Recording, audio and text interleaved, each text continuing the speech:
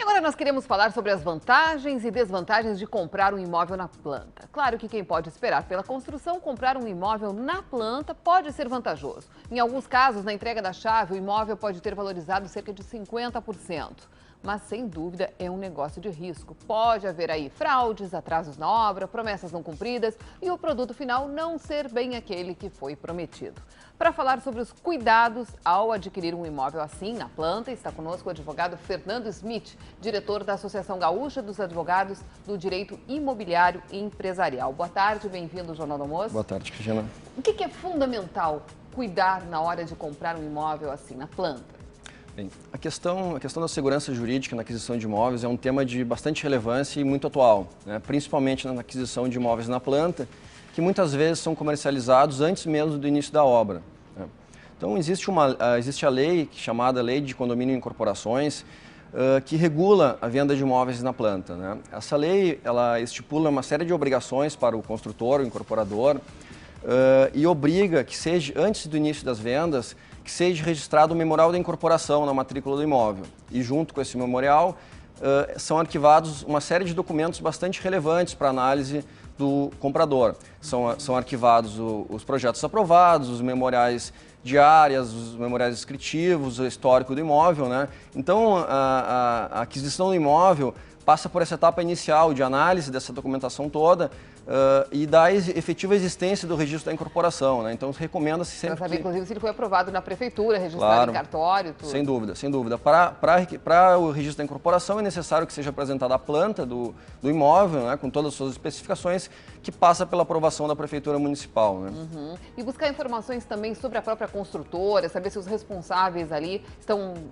tudo bem com eles no CREA, isso também pode ser importante. Muito importante, Cristina. Essa análise prévia, ela é bastante recomendável, né? Ela pode ser obtida por qualquer cidadão, tanto por meio de consulta no PROCON, para verificação de reclamação em nome das empresas, e principalmente nos órgãos judiciários, né, onde se obtém a certidão da existência de qualquer problema que essa construtora tenha, em vícios construtivos, históricos de atraso de entrega na obra. Então é sempre importante que o comprador faça essa análise prévia para ter uma segurança, pelo menos um histórico de segurança na aquisição do seu imóvel. Prestações, índices de reajuste, isso tem que estar tudo estabelecido. Sem dúvida. Então, vencida essa primeira etapa, né, de análise prévia da situação da incorporadora e do imóvel, então passa-se para a parte da assinatura do contrato de promessa de compra e venda. Neste contrato, é importante que se fique claro todas as condições negociadas entre as partes, né? Preço, valores, condições de pagamento, prazos de entrega, é uma questão bastante atual hoje, um problema que tem se enfrentado no mercado.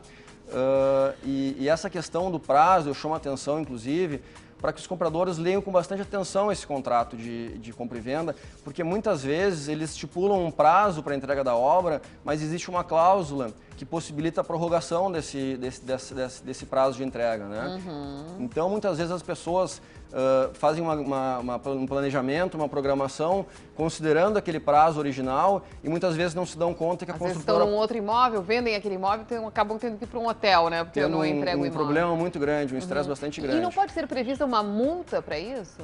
Sim, sempre é possível estabelecer-se no contrato uma multa para o caso de atraso na entrega das unidades, mas independente também dessa fixação, o judiciário hoje encontra-se bastante sensível a esse problema e eventualmente no caso de não haver a fixação de uma multa em contrato, o próprio judiciário tem fixado uma multa que é como se fosse um aluguel, né, por esse atraso na entrega das unidades, que serve para indenizar os prejuízos que o comprador tem com o atraso no recebimento da sua unidade, né? Tá certo. Daqui a pouquinho a gente volta para esclarecer mais algumas dúvidas, então. Obrigada. E a gente segue agora conversando aqui com o doutor Fernando Smith, advogado especialista em direito imobiliário, sobre as vantagens e desvantagens de se comprar um apartamento na planta. Nós falávamos aí sobre a questão das prestações, dos índices de reajuste. É também importante a pessoa checar bem se isso vai caber no seu orçamento, porque desistir de um negócio assim não é muito fácil, doutor. Perfeito. Na verdade, esse planejamento é muito importante, porque o comprador ele pode ter problemas depois no momento de pagar essas parcelas E o desfazimento do contrato, ele é um contrato que ele é celebrado de forma irretratável, irrevogável, ele vai gerar uma série de penalidades e muitas vezes o comprador vai perder boa parte desses recursos se tiver que rescindir esse contrato junto com a construtora, né? Sem falar na possibilidade de ter problemas judiciais, com processos de cobrança, enfim, ter seu nome vinculado ao judiciário, né? Bom, e o contrário também pode acontecer, da construtora desistir do negócio? Na verdade, a construtora no momento que ela se compromete a fazer a obra e registra a memorial da incorporação, esse compromisso ele é irrevogável. Ela tem a obrigação de entregar, ela tem a obrigação de cumprir o memorial descritivo, os projetos aprovados, e ela não pode, por um ato de vontade próprio dela, desistir desse negócio. Mas e no caso de falência da empresa, por exemplo? Bom, no caso de falência da empresa, os compradores devem se reunir em Assembleia Geral dos Compradores e eles têm a possibilidade de promover assumir essa construção dessa obra, né? E contratar uma nova empresa e dar seguimento à obra. Claro que nesse momento vão ter um grande prejuízo, porque já vão ter pago a maior parte dos valores, né? E esses créditos, essas indenizações, elas podem ser habilitadas na massa falida dessa construtora. Bom. Né? Que situação, né, doutor? O que eles poderiam fazer nesse caso? Bom, em primeiro lugar, é importante que eles não façam mais o depósito em favor da construtora, né? Eu acho que podem parar de pagar as prestações. Na verdade, o ideal seria procurar uma assessoria especializada, né? E a recomendação seria, no mínimo, depositar esses recursos em juízo, né? Fica um depósito judicial que o juiz bloqueia esses valores, não libera em favor da construtora.